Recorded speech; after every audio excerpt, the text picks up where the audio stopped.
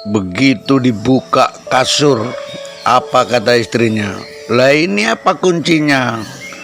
Makanya aku bilang kalau nyariin itu jangan mulutnya, matanya. Orang kunci di sini nggak di mana-mana kok dibilang nggak ada.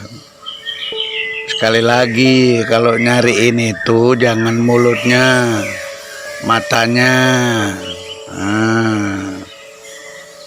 Akhirnya apa? Kata suaminya dalam hatinya, kok bisa ya kuncinya ada lagi, padahal sudah hilang di sawah. Akhirnya suaminya nggak tahan, ditegurlah istrinya.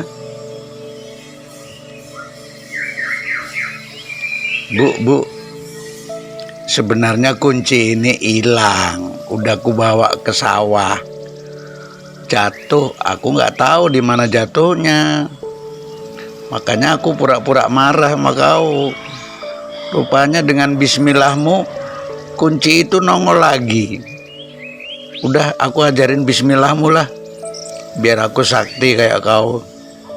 Maka oleh istrinya diajarilah bismillah. Bismillahirrahmanirrahim. Nah, suaminya pun baca bismillahirrahmanirrahim. Kapan ku baca? Kata suaminya. Ya setiap kau mau berbuat baca. Mau pakai baju baca bismillah, mau pakai celana baca bismillah, mau pakai selop baca bismillah, mau mandi baca bismillah. Kalau bisa baca banyak-banyak, lagi duduk, lagi nggak kerja baca. Lah aku ngitungnya macam mana? Kata suaminya. Lalu kata istrinya, ya udah nanti saya buatkan kalkulator. Oleh istrinya pergilah ke belakang rumah. Kebetulan ada pohon aren. Maka dikumpulilah buah aren, kolang-kaling kan. Dikumpulilah kolang-kaling tadi sebanyak 100 biji. Terus dicarinya kawat.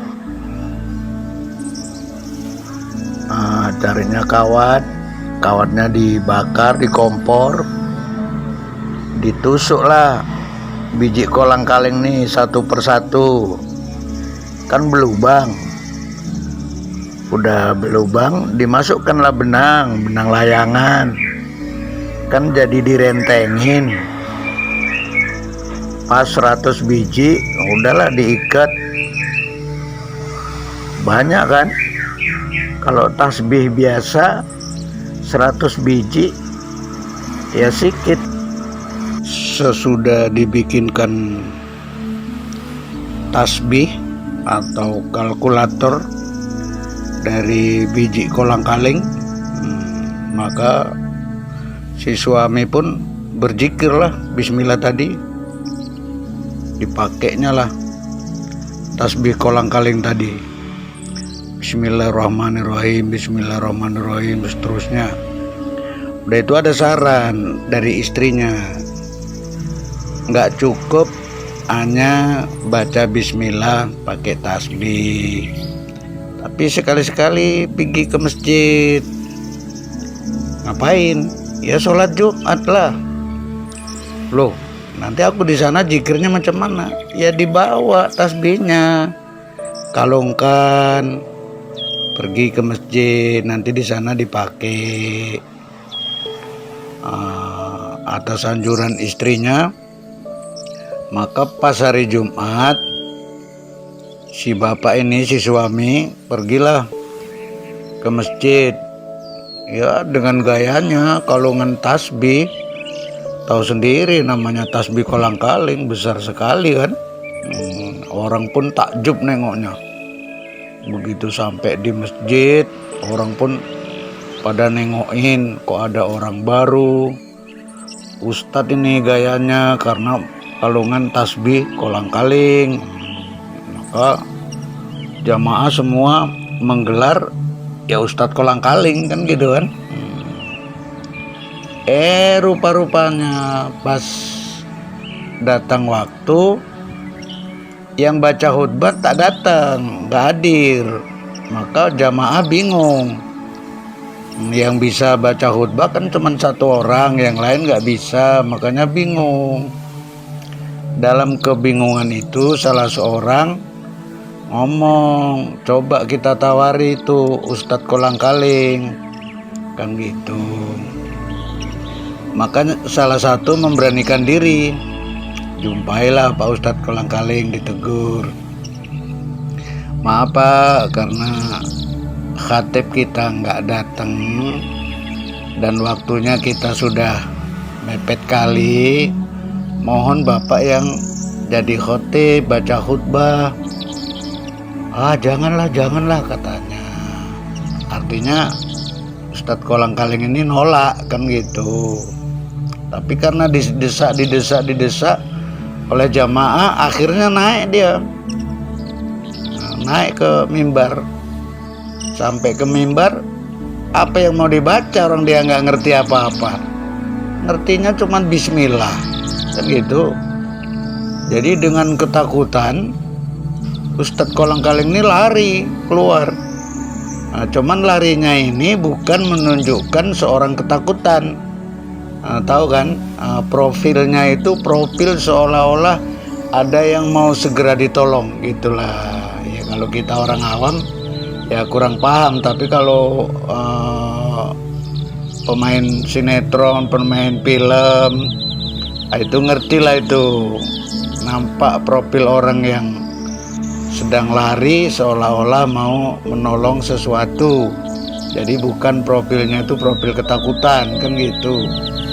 Maka para jamaah pun heran, yo kenapa kok Ustadz kita keluar, kayaknya wajahnya itu macam ada sesuatu yang mau ditolong itu di luar.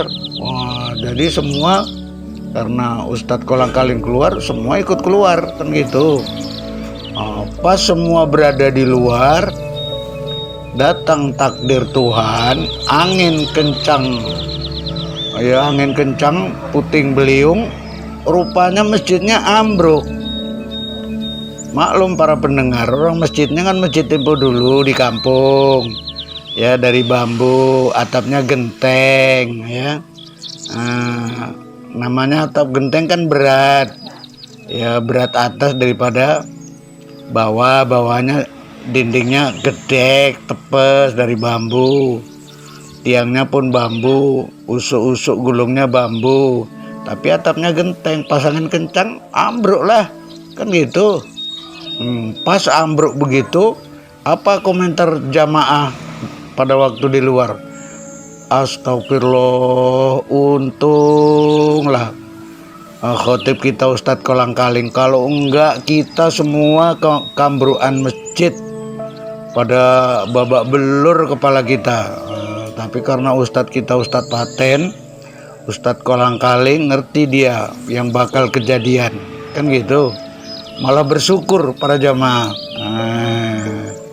Jadi buah apa yang bisa kita petik di sini? Ternyata kalau kita setia kepada Allah, Allah tidak akan mengecewakan hambanya kan gitu.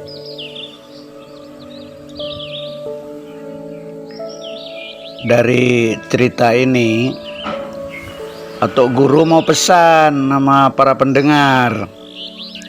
Apa itu pesannya? Kalau para pendengar ingin sakti seperti Ustadz kolang-kaling, ya Anda harus baca bismillah. Artinya bukan sekedar dibaca, dibeli. Bagaimana cara membeli bismillah?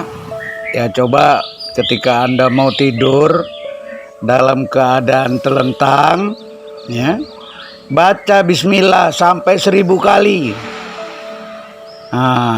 Kalau goal tercapai 1000 kali, Anda sudah jadi orang sakti. Tapi insya Allah kalau Anda baca sampai 1000 kali, atau guru yakin baru dapat 500, sudah ngorok. Gagal deh, nggak jadi orang sakti, kan gitu. Tapi begitupun, kalau Anda mau mencoba, silakan. Insya Allah Anda mau bisa jadi orang sakti. Kalau Anda bisa jadi orang sakti dengan bismillah, itu dapat digunakan untuk segala urusan. Misalnya entah ada anak sakit, demam, panas, ambil air putih, bacakan bismillah minimal 3 kali. Ya kalau bisa sampai 7 kali. Insya Allah anak yang sakit panas tadi, yang demam tadi, sembuh seketika, insya Allah.